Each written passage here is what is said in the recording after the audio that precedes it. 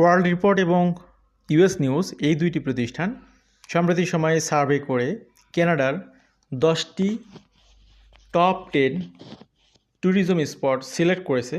এই তথ্যগুলো আপনাদের সাথে শেয়ার করার উদ্দেশ্য একটাই, সেটা হলো কানাডাতে 2025 সালে যারা ভিজিটর ভিসা নিয়ে আসতে চান তাদের আসলে কী করণীয়।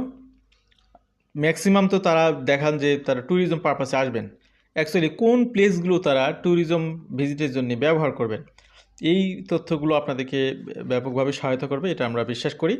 তো 2025 সালে রিজনেবলভাবে আপনি যে প্লেসগুলোতে ভিজিট করতে পারেন এবং আপনার যে পারপাস অফ ভিজিট সেটা তো খুব সুন্দর করে ক্লিয়ারলি মেনশন করতে হয়।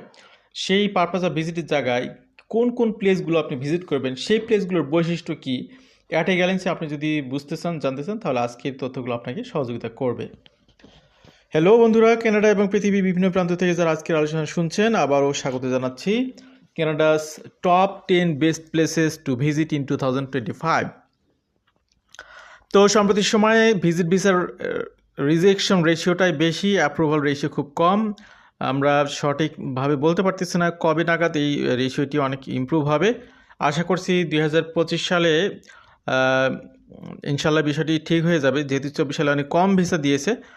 25 সালে কানাডা গভর্নমেন্ট ভিসা দেওয়া শুরু করবে, ভিসা দেওয়া চলতেছে কিন্তু রেশিওটা খুবই কম। আপনাদেরকে বলে রাখলাম কারণ রিসেন্ট অভিজ্ঞতার আলোকে আমরা দেখেছি রিফিউজাল রেশিওটা তুলনামূলকভাবে বেশি। তো এখানে bustling city life to serene natural wonders, the country offers a plethora of experiences of adventurers, culture enthusiasts and those seeking tranquil escapes. তো যে যেভাবে যেমনটি চায় তার জন্য সেই রকম পরিবেশ, সেই এনভায়রনমেন্ট সুযোগ রয়েছে। তো সেখানে আপনার মিলিয়ে নিতে হবে অ্যাকচুয়ালি আপনার জন্য কোনটা সুইটেবল।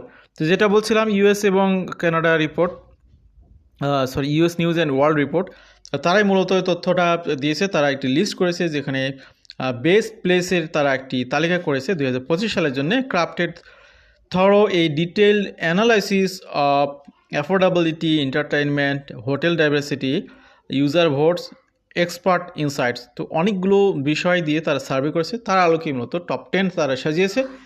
এই টপ 10 প্রথম যেটা সেটা হচ্ছে Banff the jewel of the Rockies.